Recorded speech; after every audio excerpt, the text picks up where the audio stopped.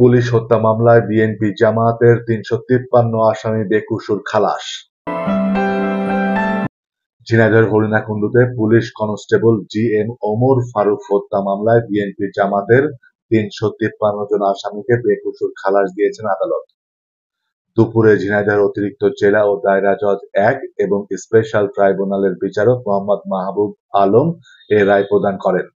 আদালত সূত্রে জানা গেছে, ২০১৩ সালে তৎকালীন সরকার বিরোধী আন্দোলনের সময় পুলিশের সঙ্গে সংঘর্ষে কনস্টেবল ওমর ফারুক নিহত হন। অভিযোগ ছিল, হরিণাকুণ্ডু উপজেলার বিএনপি জামাতের নেতাকর্মীরা বিক্ষোভ করতে গেলে পুলিশ গুলি ও সাউন্ড গ্রেনেড ছোড়ে। এরপর উত্তেজিত জনতা কনস্টেবল ওমর ফারুককে পিটিয়ে হত্যা করে।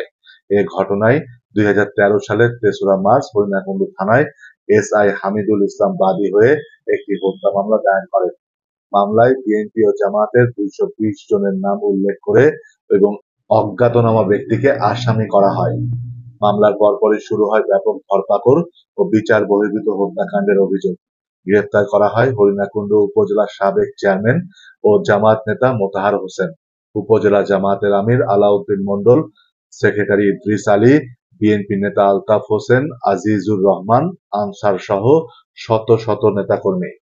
এছাড়াও অভিযোগ রয়েছে, পুলিশ সাধারণ মানুষ, ব্যবসায়ী, সমাজসেবক ও জনপ্রতিনিধিদেরও গ্রেপ্তার করে ক্রসফায়ারের ভয় দেখিয়ে কোটি কোটি টাকা আদায় করেছে। এসব অভিযোগের মধ্যে ২০১৪ সালের ২৫শে মার্চ পুলিশ ৩৫৩ জনের বিরুদ্ধে চার্জশিট দাখিল করে। মামলায় ৯৭ জনকে সাক্ষী করা হয়।